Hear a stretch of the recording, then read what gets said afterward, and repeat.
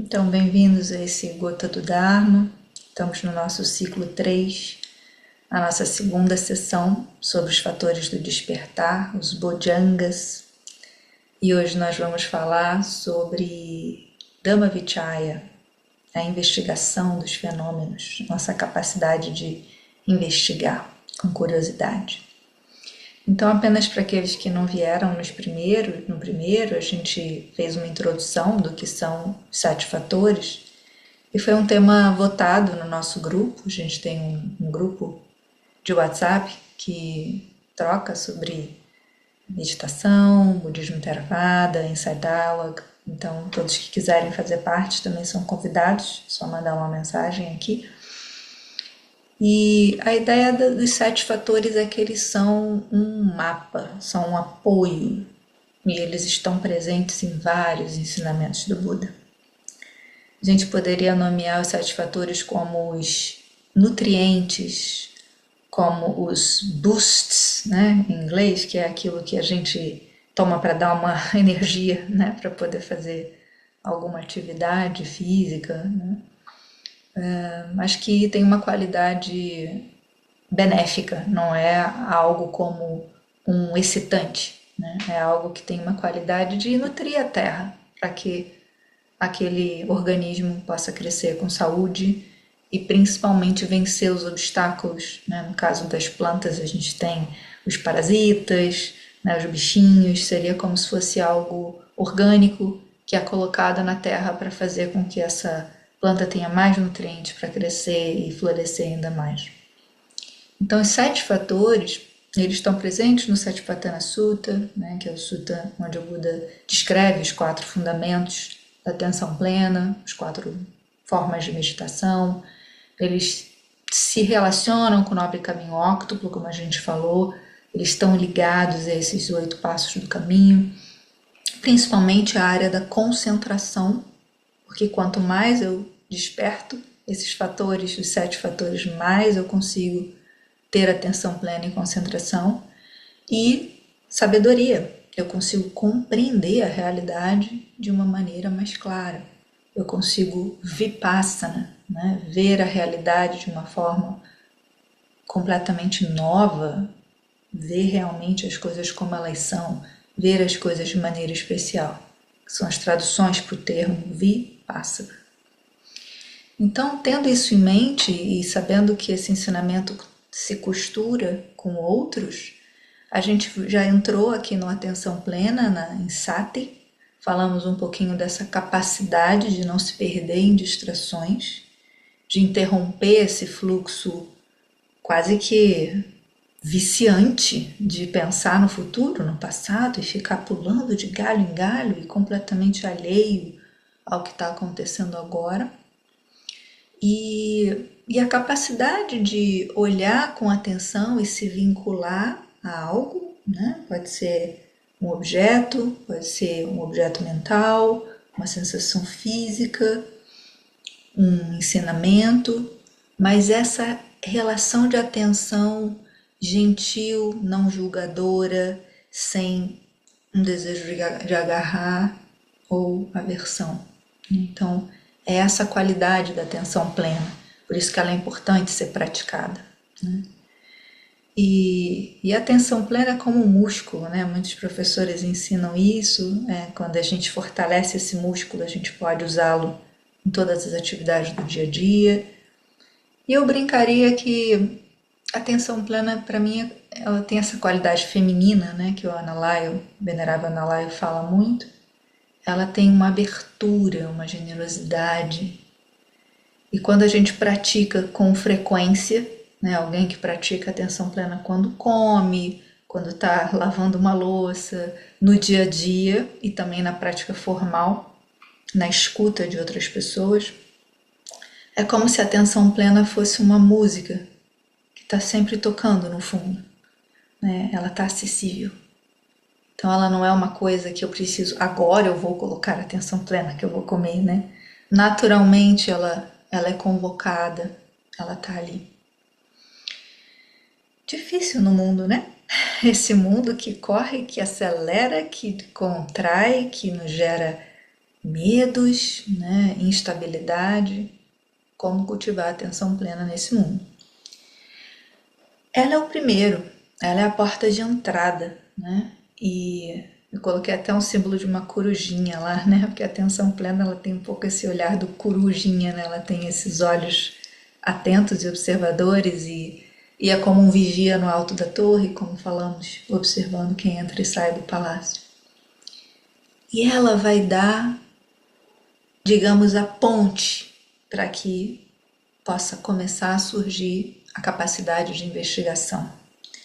Então é como se eu precisasse primeiro da atenção plena, de estar presente, sem distrações indo de um lado para o outro, para que essa estabilidade da atenção plena possa trazer a capacidade de, vou investigar alguma coisa. Imagina que eu sou um cientista e eu estou na minha mesa, né? Então eu tenho um microscópio e eu preciso observar algum fenômeno muito sutil. O que eu preciso fazer antes de começar a minha investigação do fenômeno? O que eu preciso fazer com esse microscópio? Se a mesa estiver meio bamba assim, será que eu consigo ver alguma coisa? E o Bhante-Rahula fala isso sempre, né? Em todos os ensinamentos dele, quando ele descreve Sati, né? Atenção plena e concentração, Samadhi, ele fala dessa capacidade de prender o microscópio na mesa. Então, essa capacidade de ganhar cada vez mais essa estabilidade. Quando eu tenho essa estabilidade da atenção plena, quiçá da concentração, né? Mas aqui a gente vai ficar ainda só na atenção plena, é um nível mais superficial, né? Não é tão profundo como uma concentração plena super focada.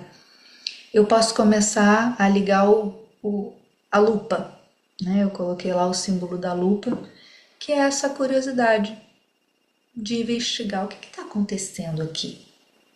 Que estados mentais estão acontecendo nessa mente? Eles são hábeis ou eles são prejudiciais?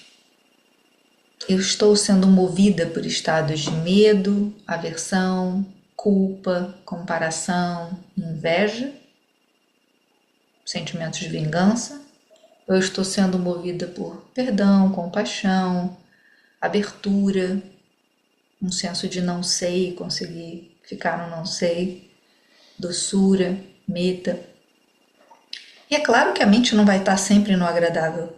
Eu não sei, de repente todos aqui já estão iluminados e a mente acorda e dorme num estado pleno de consciência e abertura, né?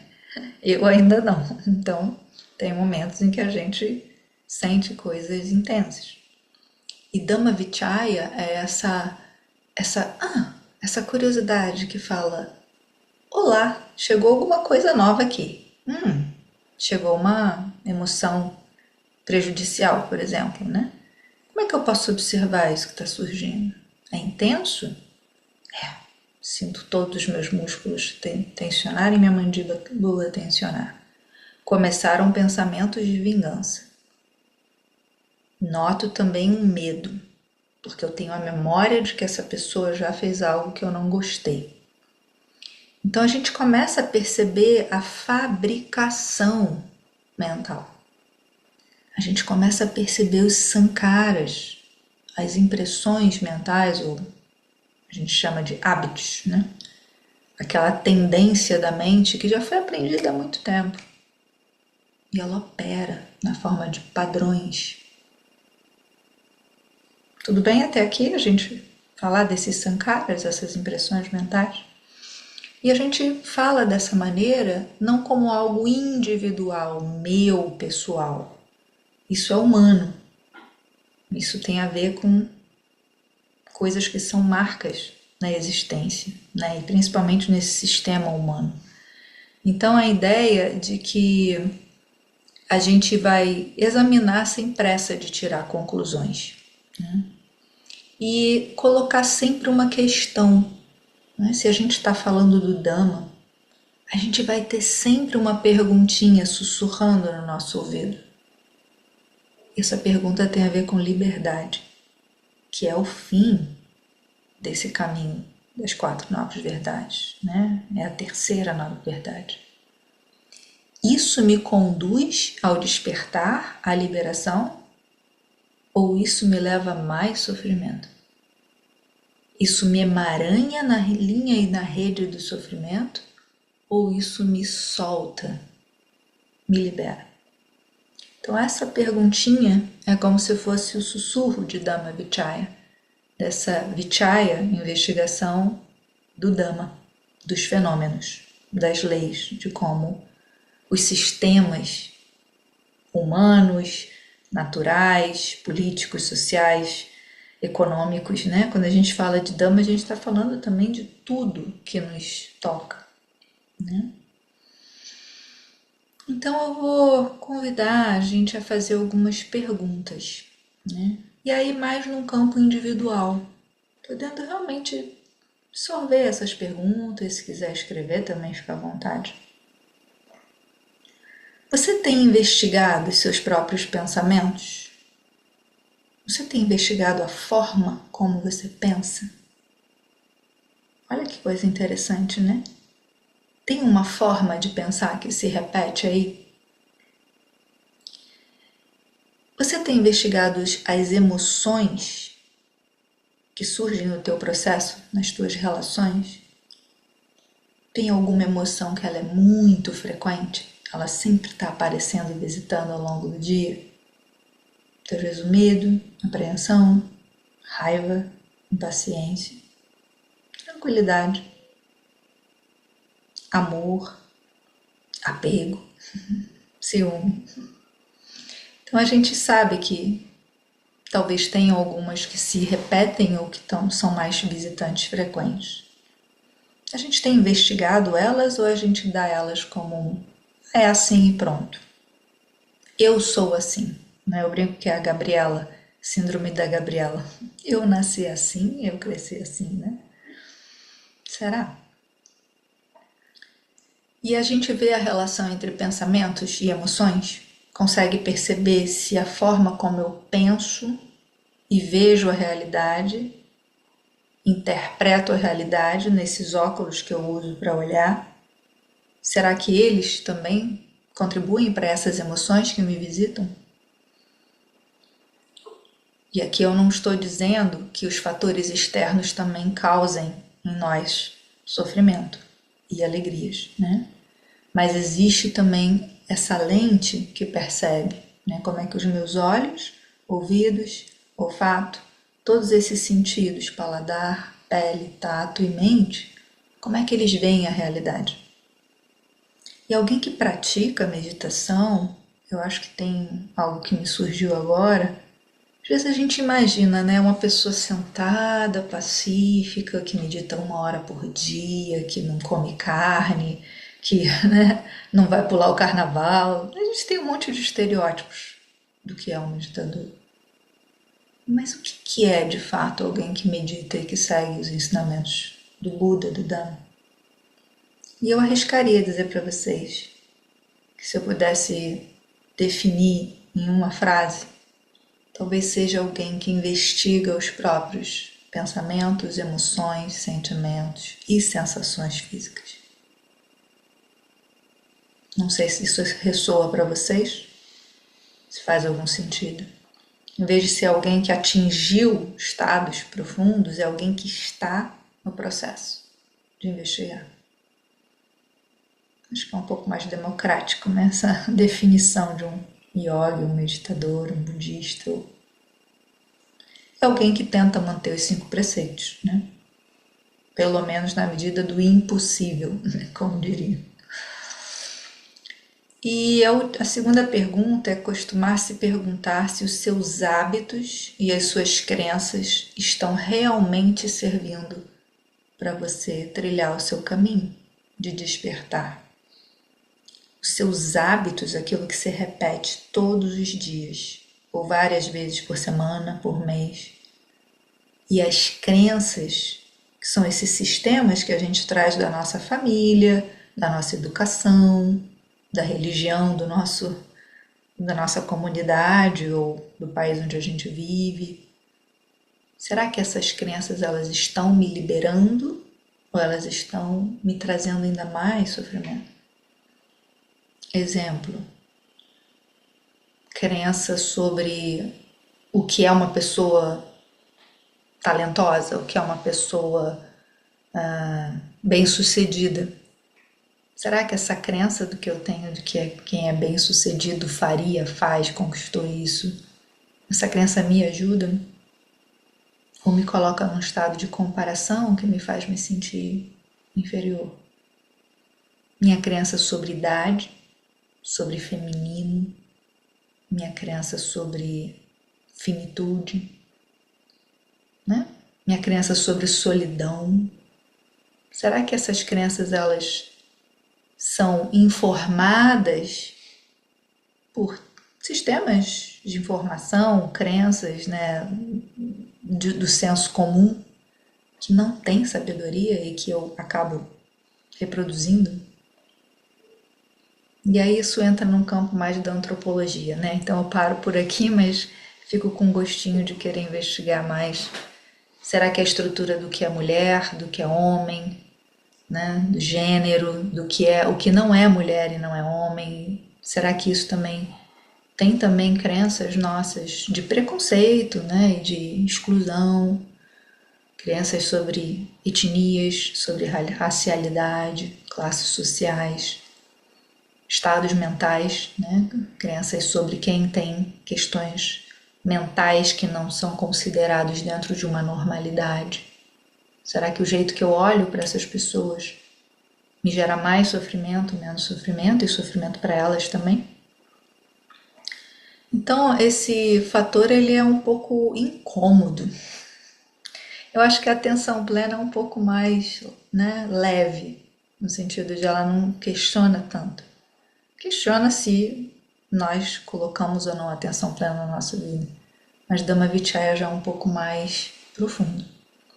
Ele realmente quer investigar internamente os nossos processos relacionais de crença, de como a gente estrutura o nosso pensamento e as nossas emoções. Talvez quem faz terapia já esteja um pouco nesse processo, né? E já se questiona, lá vem aquele meu jeito, né? E isso é bem interessante, né? Talvez a psicologia budista também seja uma forma de terapia, né? No sentido mais profundo do que a palavra terapia, né? Não é só de bem-estar, né? É algo mais existencial. O próximo fator que vai surgir, eu só vou deixá-lo aqui como uma ponte, né? É a energia, virya. Então eu queria só já deixar aqui para vocês essa relação entre atenção plena, que tem essa qualidade pacificadora, Dhamma Vichaya, que tem uma qualidade mais de aprofundar, da lente que vê mais fundo e começa a ativar uma energia, e essa energia vem no terceiro fator, Virya, que aí a gente vai falar um pouquinho na próxima sessão. Mas eu ia convidar essa semana vocês a investigarem mais como é que está a sua mente nesse momento, sensações no corpo, emoções, e como essas coisas se relacionam, seus hábitos, suas crenças, e como você se sente, tentando relacionar causas e condições, sem se julgar, mas com uma qualidade de investigador e cientista de si mesmo. E se quiser anotar, escrever, o que você percebeu de padrões, seria interessante para a próxima sessão a gente poder trabalhar também. Eu vou encerrar aqui essa parte e vou parar a gravação para que a gente volte para a sala aqui entre nós e a gente possa fazer uma pausa e quem sabe uma prática em trios. Até a próxima, para quem vê o vídeo.